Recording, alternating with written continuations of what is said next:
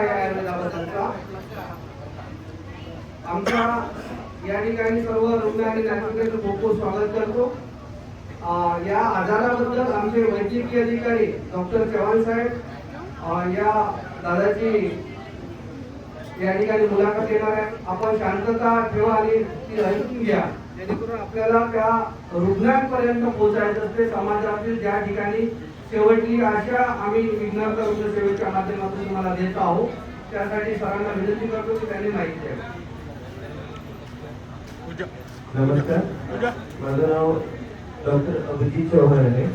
मी विघ्नहर्ता रुग्णसेवा येथे वैद्यकीय अधिकारी म्हणून काम करतोय. आज आपण जो पेशंट बघत आहे, बेटा तुझं नाव सांग.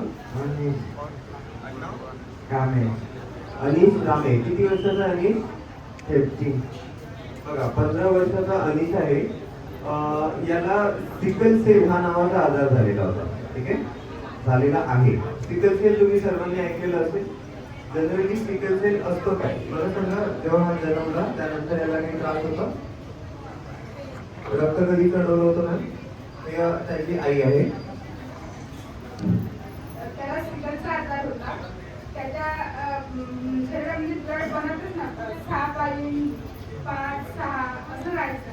जेव्हापासून मी कांदळेवाला आली तेव्हापासून त्याचं हिमोग्लोबिन 11.5, 12.10, 13.5 असं असतं. बघा, सिकल सेल मध्ये काय होतं आता त्याबद्दल मी तुम्हाला थोडीशी माहिती देऊ इच्छितो. सिकल सेल मध्ये आपल्याला जसं हिमोग्लोबिन राहतं, ठीक आहे, सगळ्यांना माहित असतं की हिमोग्लोबिनचे सेल जे असतात ते सर्कल राहतात. पण सिकलिंग म्हणजे काय, त्याच्यामध्ये हिमोग्लोबिन जो गोल आकाराची पेशी असते त्याचा शेपच बदलतो. ठीक आहे, आता ते बदलत असताना त्याच्या आतमधला जो प्लाझ्मा असतो तो कुठून बाहेर पडतो. याच्यामध्ये 2 पॅटर्न येतात. जो थोडासा कमी डेंजरस असतो तो एएस पॅटर्न राहतो.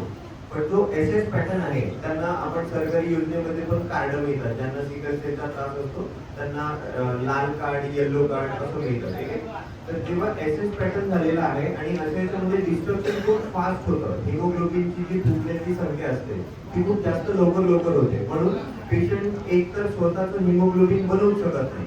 आपल्या शरीरामध्ये एक ऑर्गन राहतो स्प्लीन नावाचा, जे आपलं रक्त बनवतं. तर त्या ऑर्गन मध्ये तेवढी ताकद नसतं. जसं इन्सुलिन बनवत नाही तर आपल्याला शुगर ची बिमारी होते. ठीक आहे, त्याच्यामुळे आपल्याला कधी कधी इंजेक्शन पण घ्यावे लागते.